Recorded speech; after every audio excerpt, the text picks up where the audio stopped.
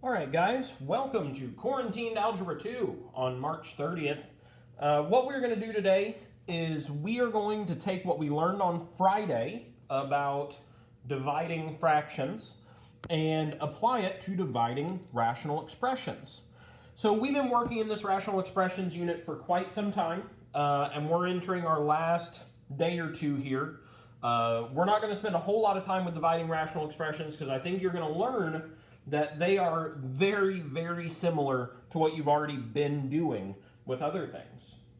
So, taking a look at this, we have 5pq, on number 13, sorry, 5pq over 16p to the third, divided by 35p squared q squared over 8q to the fifth. So, if you watched Friday's video, and if you haven't, I would highly recommend you go back and take a look at that because it's really important for what we're doing today. We have a fraction divided by another fraction. So whenever we have two fractions dividing, we do a process called stop dot flip. At least that's what I could call it. You get some other people calling it different things, but stop dot flip. And stop dot flip says we keep the first number the same, or the first term the same, 5pq over 16p to the third.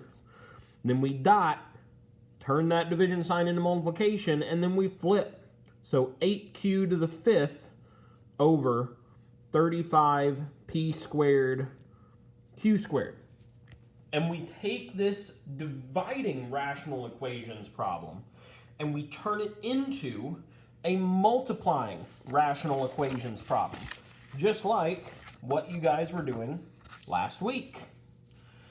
So with one simple step, we completely change the narrative of this problem to something that we're already familiar with doing. Now, just to see this through to fruition, in case you all need just a little bit more practice, I'm going to do two of these problems, and then I'll have you guys try out one. So we have 5pq over 16p to the third. So what I like to do personally is simplify within the single fractions, then put them together and simplify again. So in this fraction, 5 and 16 can't simplify, but p and p to the third can. So I can eliminate 1p from here and 1p from here because they both share 1, so 1 can go away. You can also look at it as 3 minus 1 is 2, so you're going to have those 2 remain where the larger number was in the denominator. And then there's only 1q, so nothing happens with it right now. So 5q over 16p squared.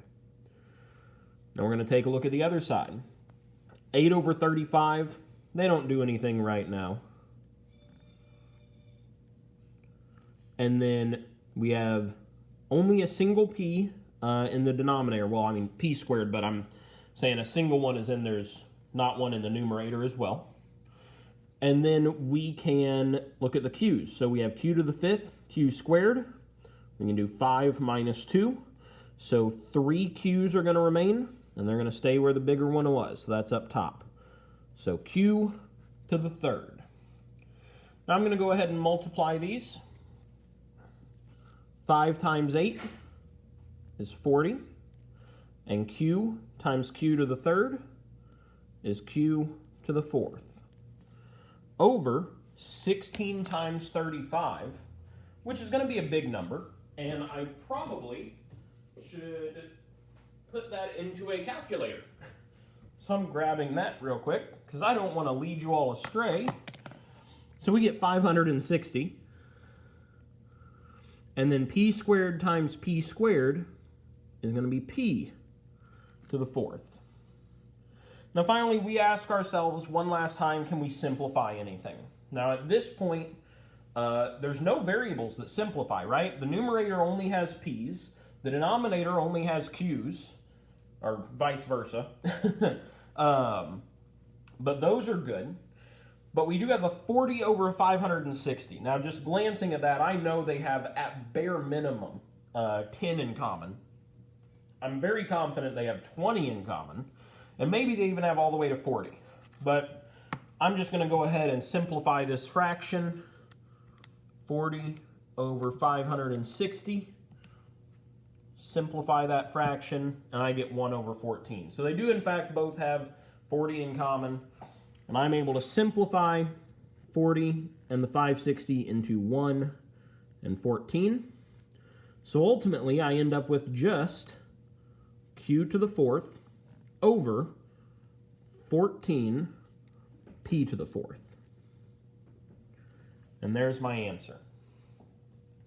I'm going to do one more problem here. I am going to do number 14. 14 has me simplifying all of these, and in addition to that, maybe doing some box methods as well. But I'm going to start this off by taking that division out by stop dot flipping it. So it's going to look like 10 over 4x minus 8. I stop. I don't do anything to that. I dot that division sign into multiplication, and then I flip. X squared plus x minus 6 over 2x squared plus 6x. Now I'm going to simplify what I can. So of course 10 doesn't change, but 4x minus 8, well, those both have a 4 in common. So take out that 4, and I'm left with x minus 2. And then on the other side, these are going to box method. Now you guys know how to do the box method by this point. It should be second nature. So I'm not going to do that on screen. I'm just going to go ahead and say, well, after I would have box method these, I would get x plus 3, x minus 2. Then the denominator here, these both have a 2 in common as well as an x. And then if I take 2x out, I will get x plus 3 left over. So now I want to look and see what can cancel out. Whenever I have these binomials involved, I like going ahead and looking not only what can cancel out within its own fraction, but what can cancel out across the fractions. Because effectively, if I have an x minus 2 in the denominator and an x minus 2 in the numerator, it does not matter which numerator it's in, it can cancel out. So this x minus 2 will be able to cancel out with this x minus 2, and then this x plus 3 can cancel out with this x plus 3. So I've simplified all that. After I get rid of my binomials, I personally kind of like going ahead and putting the fraction together and then simplifying my whole numbers, but it is possible for you to just simplify the whole numbers, you know, like the 10 and the 4 and the 2 at this point if you choose. And I'm going to go ahead and multiply. So in the numerator, I have 10 times nothing left over here, so just a 10. And in the denominator, I have a 4 and a 2x left, so that's going to give me 8x. And when I look at this, 10 over 8, I can break that down into 5 over 4, and that denominator still has an x with it. So I end up with 5 over 4x. All right, so this is how you do dividing rational expressions. What I'm going to do is I'm going to grab the next page to this packet. It has a couple dividing rational expressions problems on it, and I'll let you know a couple of problems to try out, and then tomorrow we'll go over those. All right, this is on the back of the second page of the packet. These are the dividing rational expressions problems.